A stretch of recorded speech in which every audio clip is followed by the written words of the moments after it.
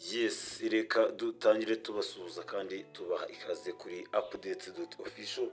Uru ni urubuga twabahitiyemo kugira ngo rujye rubagezaho amakuru atandukanye hirya no hino ku isi, cyane cyane amakuru dukura mu binyamakuru bigiye bitandukanye hirya no hino, kugira ngo dukomeze kubana namwe muri updates zacu, tubaha amakuru avugwa hirya no hino mu bitangaza makuru. Reka rero tubasabe ko mwakora subscribe, like, share, comments kugira ngo igihe cyose twabakusanyirije amakuru atandukanye ajya bageraho kugira ngo mutire mujya gusacinga.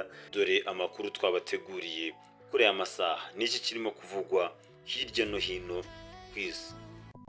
Je veux dire, quand on dit le Rwanda attaque le Congo, ça c'est de la communication congolaise. Point barre. Ça veut dire qu'on dénie au M23 le droit d'exister. Ça veut dire qu'on dénie aux Tutsis congolais le droit d'exister. Or, les Tutsis congolais, ça existe. Je veux dire, quand on a mis les barrières, les frontières en 1885 avec la convention de Berlin, on n'a pas regardé où étaient les ethnies et ainsi de suite. Donc, évidemment, s'il y a des Tutsis un petit peu à droite, il y en a forcément à gauche. Ce qu'on a toujours refusé de reconnaître au Congo.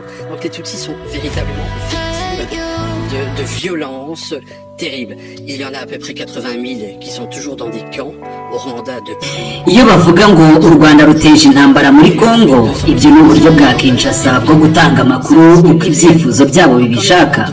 Bivuze ko rero bahakana uburenganzira bwa M23 bwo kubaho. Bivuze kandi ko bahakana uburenganzira bw'abatutsi ba Congo bwo kubaho.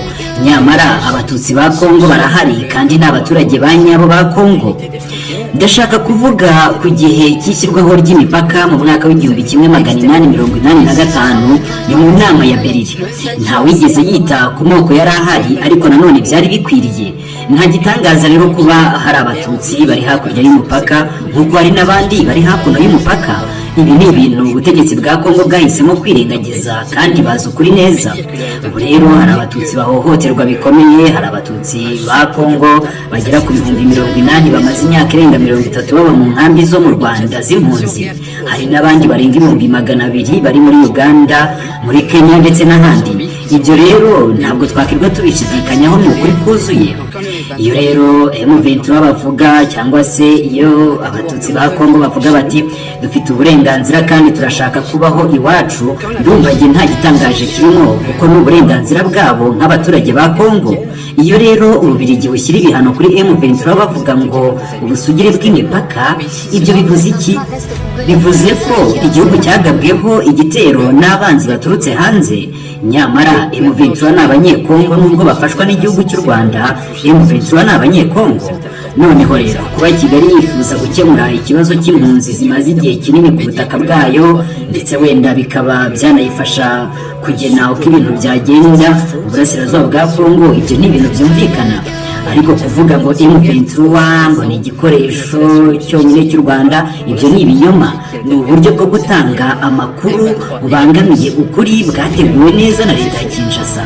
Iyo urebye rero uko ibintu byagiye bigenda kuva Tshisekedi yafata ubutegetsi, hari ubutumwa bumwe bwagiye buvugwa kenshi buba bugira buti M23 ni abatutsi, abatutsi ni abanyarwanda. Ibyo rero ni ibinyoma. De violences terribles. Il y en a à peu près 80 000 qui sont toujours dans des camps au Rwanda depuis plus de 30 ans aujourd'hui. Et il y en a plus de 200 000 qui sont en Ouganda et au Kenya. Ça, c'est une réalité. Donc quand le M23 dit, nous, on a des droits et on veut vivre chez nous, ça me paraît relativement légitime. Quand la Belgique sanctionne le M23 en disant intégrité des frontières, des frontières, ça veut dire quoi? Ça veut dire que vous êtes attaqué par des ennemis extérieurs. Mais ici, ce sont... Or, le M23 reste congolais, même s'il est financé par le Rwanda.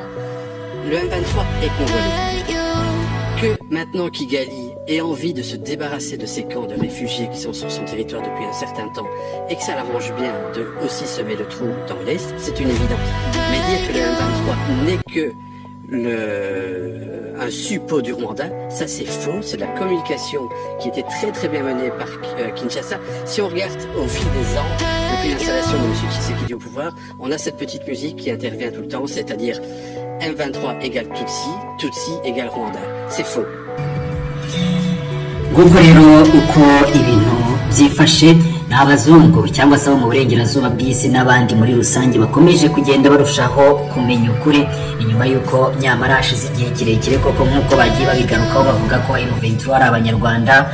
M23 ngo ni abanyarwanda bateye baturutse mu gihugu cy'u Rwanda. Tshisekedi n'ubutegetsi bwe bati aho mwateye muturuka tugomba kubatsinda mugasubirayo. Basaba ibiganiro bati ntabwo tuzigera tuganira namwe, inzira ni imwe, mugomba kumanika amaboko intwaro hasi mukaza tukabasubiza mu buzima busanzwe, mutabyemera tukabasubiza iyo mwaturutse mu gihugu cy'u Rwanda. Ariko kandi nk'uko bikomeje kugenda byumvikana hirya no hino, ukuri gukomeje kugenda kumenyekana. Ubu ni ubutumwa bukomeye cyane rero kuri abo ngabo nyine birirwa bavuga ko M23 ari abanyarwanda.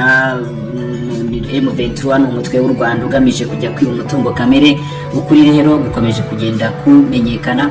Ibyo bano basesenguzi rero bagarukagaho ni by'u Rwanda inshuro zose, by'umwihariko nyakubahwa Perezida Paul Kagame mu myaka myinshi amaze abisubiramo agaragaza ko abangaba ari abaturage ba Repubulika Iharanira Demokarasi ya Kongo, kabari n'ubwoko bw'ururimi rw'ikinyarwanda.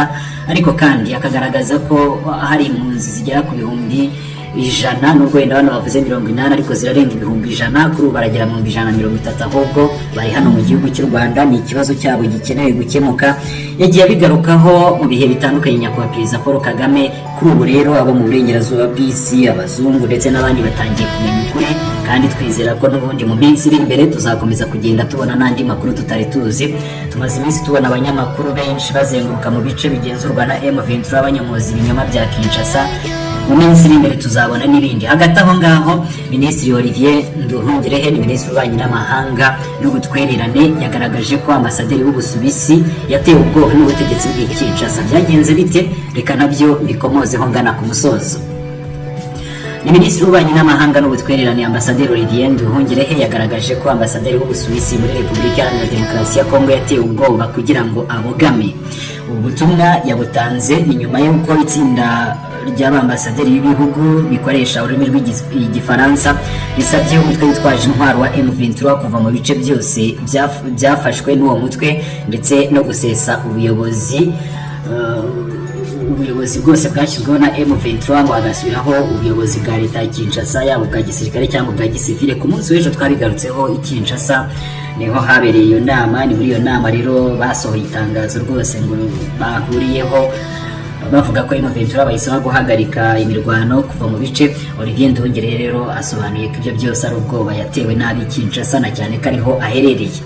Iri tangazo ryasomwe rero na Ambasaderi w'Ubusuwisi ku munsi w'ejo twakugejejeho ni muri Repubulika Iharanira Demokarasi ya Kongo, rikavuga ko we na bagenzi be ngo bashyigikiye ubusugire bwa Repubulika Iharanira Demokarasi ya Kongo. Ni mu gihe bashinja M23 kugaba ibitero kandi ngo ikabishyigikiwe n'igihugu cy'u Rwanda. Ni itangazo ryagiraga riti turasaba ko imirwano ihagarara, M23 ikava mu bice igenzura mu buryo bunyuranyije n'amategeko kandi igakuraho ubuyobozi butemewe yashyizeho, hagasubiraho ubuyobozi bwa leta yaba bwa gisivile cyangwa se bwa gisirikare.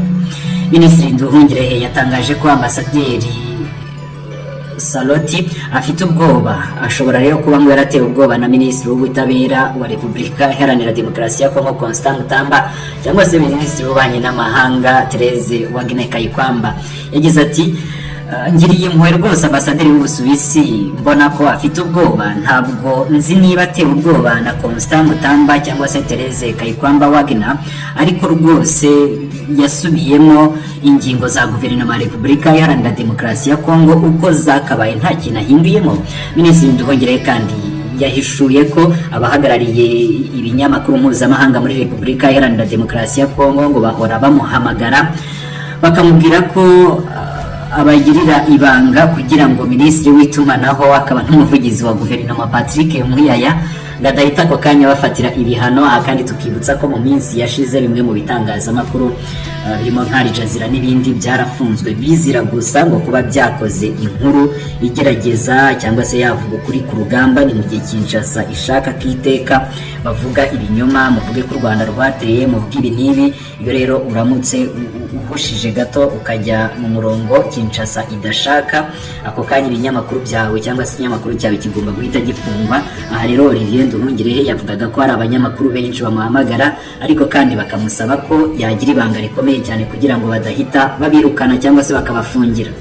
Guverinoma y'u Rwanda yo igaragaza ko amahanga akomeje kubogamira kuri leta ya Repubulika Iharanira Demokarasi ya Kongo kubera inyungu afite mu bucukuzi bw'amabuye y'agaciro y'Kinshasa, aho rero kwita ku mpamvu muzi y'umutekano muke mu burasirazuba bwa Repubulika Iharanira Demokarasi ya Kongo. Ariko kandi nk'uko hatangiye bikurikira kuri ubu amahanga agiye kumenya ukuri, bamwe mu basesenguzi n'abanyamakuru mpuzamahanga bakomeje kugenda bagaragaza impamvu muzi y'ikibazo cyo mu burasirazuba bwa Repubulika Iharanira Demokarasi ya Kongo. Dukomereje kuri iyi nkuru, kimwe rero mu bihugu byatunzwe urutoki n'Ububiligi bwashinjwe gusaba ibihugu birimo ibyo mu muryango w'ubumwe bw'Uburayi EU gufatira u Rwanda ibihano na M23.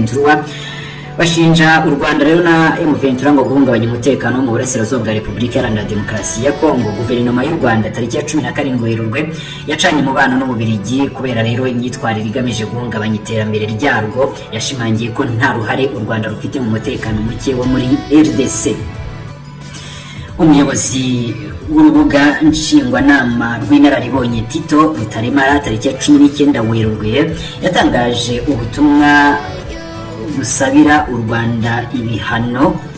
Yatangaje ubutumwa busabira u Rwanda ibihano Ububiligi bwagejeje mu bihugu bitandukanye bwanditswe na guverinoma ya Repubulika Iharanira Demokarasi ya Kongo. Ahubwo rero turaza kugaruka ku bijyanye n'ubwo butumwa tuze kubageza mu nkuru zacu zitaha. Ariko kandi ngire ngo batangiye kwibonera rwose agace k'amashusho kagaragaza ukuri kose abazungu bagomba kumenya ndetse n'abo ngabo bakomeje kugenda bafata ibihano.